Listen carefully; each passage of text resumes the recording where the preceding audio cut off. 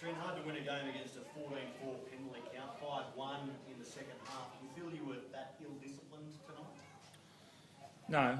No, I don't feel like, there was obviously a couple of three in the end sin binnings there. But no, I don't think we were that ill-disciplined. I felt like at 12 all there, we were right in the battle. Thought interpretations, that's one for the night. I haven't gone through it, but I knew we were on the back foot, but I knew we were in the fight, and I thought we were, I thought we'd got it there, at the end. Nico Hines obviously a stunning second half. Maybe that's the difference. What did you think about your team's performance for the 80 minutes there? Yeah, I thought we were obviously on the back foot after the sin binning there. And we got that try at the back end, I think, to go back to 8-6 and then sort of to get that, to go in at half-time with the lead, I thought was really good. Then 12 all, it sort of ended up becoming one of those sort of midfield battles. And that's what it was. I felt like, they took on a couple of short sides. We had a couple of good opportunities, and then they obviously took that short side with Nico, where they ended up getting up to 16-12.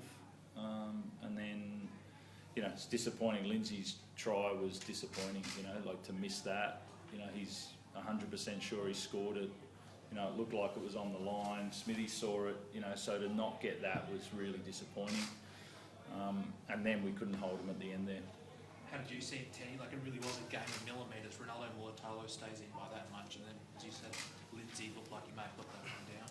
Yeah, it was tough fun. We were in the grind there. Obviously, we had a lot of penalties against us, but I felt we fought really hard until that last 10-15 minutes where they scored those two tries. But we were right in the game when our backs were sort of against the wall, and then just disappointing last 10. We just let them score. Nico had some great moments in that second half, but it's disappointing. I felt like we played, but we gave ourselves a good opportunity, but we just didn't execute that last bit. Robbo, do you think that's given it, like if the on-field ref calls it a try, do you think the bunker supports it, or do you think, how do you see that one? I think they missed it, to be honest. I feel like the way that Lindsay lunged late and then got there, they got surprised by it, and so therefore, the bunker needed to look at that. It was pretty clear from the angles that I saw that the ball on the line, and then I thought that was a poor excuse. The on-field decision. There was enough angles there to say it was on the line, and then he should have had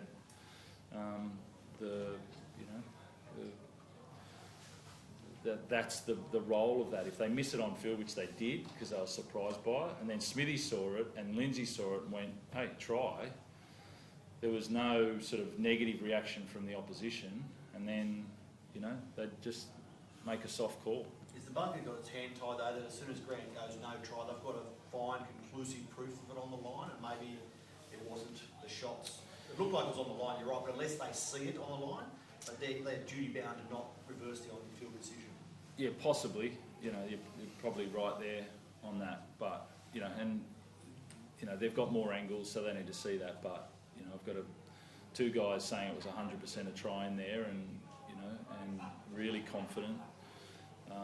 So yeah, that's disappointing, but we should have sort of held that next part.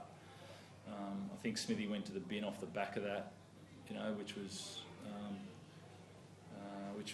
disappointing, and then and then the game was over.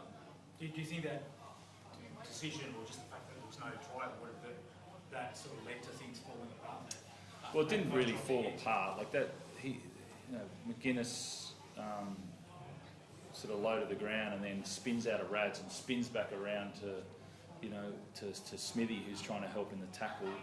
I don't really have an issue with what's happening, but I don't feel like that was loose or careless in any way for that to happen. It was guys spinning out of a tackle, guy going in to make a tackle, and we don't want that in our game, so I'm cool with that, but it's still, I didn't feel like we lost our way after that. I felt like it had happened, and that was the end of it. So you're sweet that the game sort of reached a space where, regardless of intent, if you make illegal contact, then the outcome is going to result in a sin binning or a penalty. I think so. Last week with the Muddy to Power situation, not a lot of blame there, but... Yeah, I think so. I think, Yeah, I haven't had a look close at it, but that's a tough one. But I sort of understand it as well.